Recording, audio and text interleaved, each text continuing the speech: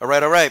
LD MMAC, this is your boy Coach Sheldon Harrison. You're live on the Coach Sheldon Harrison Combat Sports Show Live. Okay, guys, I'm going to help you guys make sense of all of this on the screen. I'm going to help y'all make sense of it. Because, God, dog, man, it's a lot of stuff going down in women's MMA. I told y'all February and March was about to be, these months going to be crazy, okay, in women's MMA. Okay, listen, man. Everything that I've told you so far has happened. I want you guys to put the Coach to Dominance label back on me because I called this out. I predicted this down to a T. Okay? Dana White has already said that the fight that he wants to make, a big fight that he's going to make eventually, is Amanda Nunes and Chris Cyborg 2. He's already said it, okay? When Dana White says that that fight has to happen, the fight will normally happen in some time, okay? He said that twice about Nunes Cyborg 2. But what Dana White wants to do, and this is what I told y'all, here are the chain of events that's about to happen that I told you. Number one, he's got to let the fight marinate, okay? He knows now that this fight can be bigger than it was the first time. He's got to let it marinate. So what I indicated initially is that Dana White needed Amanda Nunes and Chris Cyborg to fight against two other people before they fight each other again, okay? Two opponents that are winnable opponents that they could possibly beat, okay? So who are the two opponents that they could beat, that could draw? Because also the UFC, they want to bank. Okay? Now let's start with Holly Holm, okay? We know, I've been saying this for a year, that Holly Holm is going to get the opportunity to fight Nunes. They're just looking for an excuse to put Holly in there. We already knew. And Holly she's a recipient of privilege. Folks, I know people don't want to hear that. That's just how it is, okay? People were, indicating that Holly Holm was trying to duck Aspen Lad. And I was telling people in threads, well, y'all don't know what y'all talking about. Holly Holm has never ducked a fade. Holly Holm don't duck fades, okay? Holly Holm wanted to fight Aspen Lad. But her manager came out and said that they're doing a contract negotiation with Holly Holm.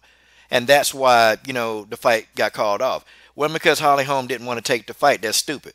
Holly Holm has faced everybody. She's faced everybody put in front of her, bar none, okay? She's not, wavered in what she does. Holly Holm will fight anybody. Anybody. Okay? So I knew damn well she wasn't running from no damn Aspen Lad. See, people, they just come up with these dumb narratives. And Aspen Lad was kind of trying to say it too, like, trying to allude to that Holly Holm for some reason didn't want to take the fight. Well, we know what you meant, what she's scared, come on. That's just how that is, okay? Holly Holm wasn't scared. What Lenny Fresquez, they were doing, they were renegotiating Holly's contract so Holly could get another title shot opportunity with Amanda Nunes. That's the fight that the UFC wanted to make anyway. Okay, that's the fight they wanted to make. And they're trying to figure out how much to pay, all of this stuff. But the bottom line is, Amanda Nunes versus Holly Holm. They wanted to make this fight. The fight's a draw. They could probably get a good bit of money off of the fight. So Dana White, they're not thinking about what's right.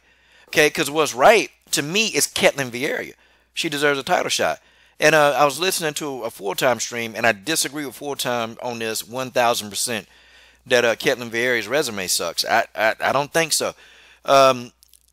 She's proven that she can beat top 10 opponents, okay? And I got to do a little history lesson here, okay? Ketlen Vieira, the first top 10 opponent she faced was Sarah McMahon, okay? Then I think at the time, Sarah McMahon was either ranked 7th or 8th, and she finished Sarah McMahon, okay? That's a top 10 opponent, okay? You go to, she fought Kat Zingano, and Kat Zingano had been in between ranked number 5 and number 7 for a long time. She went in there and she dominated Kat Zingano. So she's already proven that she can beat a top 10 opponent. She's already proven that, hell, she can beat a top 7 opponent. And she's already proven that she can beat an opponent who's actually been in the top 5 recently, within the year. She's already proven that, okay? Ketlen Vieira has proven that she can step it up to the next level. So her resume, to me, is not an issue, okay? The problem that I see with Ketlen Vieira is that, unfortunately, Ketlen is going to be a victim of nobody knowing who the hell she is, okay? Holly Holm is actually going to be a recipient of privilege. Folks, that's the truth. Holly Holm is going to be a recipient to her privilege. Okay? Ketlen Vieira will not be a recipient because she don't have any privilege. Nobody knows who she is. So it's just Ketlen Vieira. She's going to keep getting passed up and passed up. Aspen Ladd, okay, is going to get those opportunities, because it was a big opportunity for Aspen Ladd, okay? And I told y'all that the UFC, I think that they really got a lot of stock in Aspen Ladd. And I think that they're going to really push Aspen Ladd, because you got to think Holm, Nunes, Cyborg. These people, they're not going to be in MMA much longer, okay? They got about 3 years, all of them, okay, combined. I'm talking about all of them each. They got 3 years each. And I think in 2 or 3 years, I think they done. Nunes, I already know. Nunes has already been saying, I'm done. Like, she wants to be done, within the next 2 or 3 years. Nunes has been saying that. Okay, Holm don't have much mileage left. Chris Cyborg, she's getting older. Chris got about 3 or 4 more years. They're going to be out. But they've really been getting behind Aspen Ladd, and I noticed that. But the thing of it is, though, nobody knows who the hell Aspen Ladd is. I mean, we know that she beat the hell out of Tanya Evinger recently. We know that. Okay? But other than that, nobody knows who Aspen Ladd is. Nobody knows. So this came down to a privilege, and it came down to money. That's what it was. Now, Chris Cyborg, they needed somebody for Chris Cyborg to fight. Somebody that she could probably win against. Okay? They picked Megan Anderson. Okay? Who else is there to fight her? There really is nobody else in that division. Okay, the people from the Tough Show, they're not even being talked about. None of them, okay? Nobody has been in talks, any kind of talks of anything on that Tough Show. The Tough Show was just a load of PG-13 channel, okay? So here comes Megan Anderson. It's somebody beatable, somebody who put up a decent fight, but she's going to be beatable, okay? They need Amanda, they need Chris to win their next fights. But they want to bank on these fights. They don't just want to give these two people tomato cans. They don't want to do that. They want to give them people that they can fight against. Watch what I tell y'all. In the next coming weeks, Chris Cyborg is going to be an announcement that she's going to be fighting Megan Anderson. Okay? It's going to be announced. That I will not be shocked if that fight is not announced soon. Okay? Because who else are they going to put Chris in there with, guys? Come on. It's not rocket science. I didn't get this epiphany off the top of my damn head. Okay?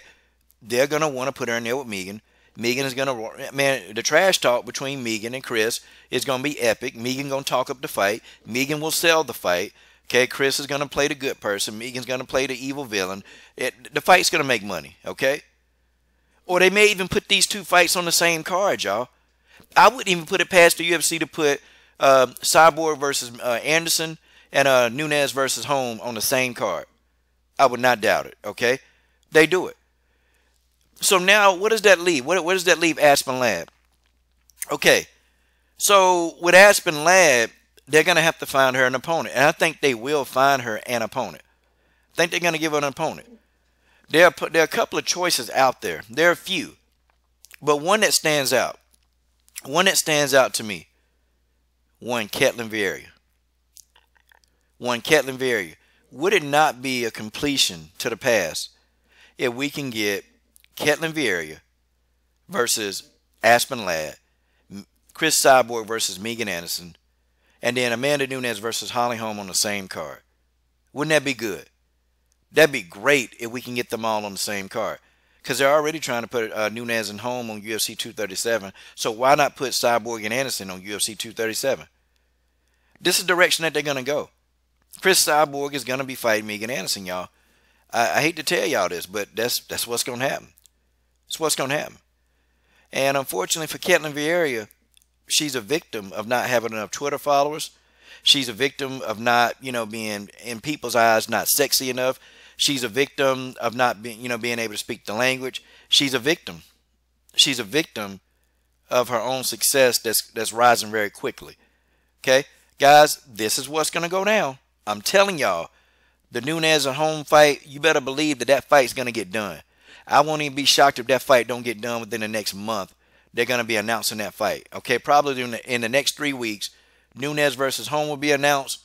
And in the upcoming months, Cyborg versus Anderson. And then maybe her replacement opponent for Aspen Ladd will probably be one Ketlen Vieira.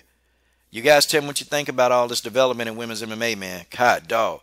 This is your boy, Coach Shelton Harrison. I'm done. What are you waiting on? Support the best women's MMA platform on YouTube.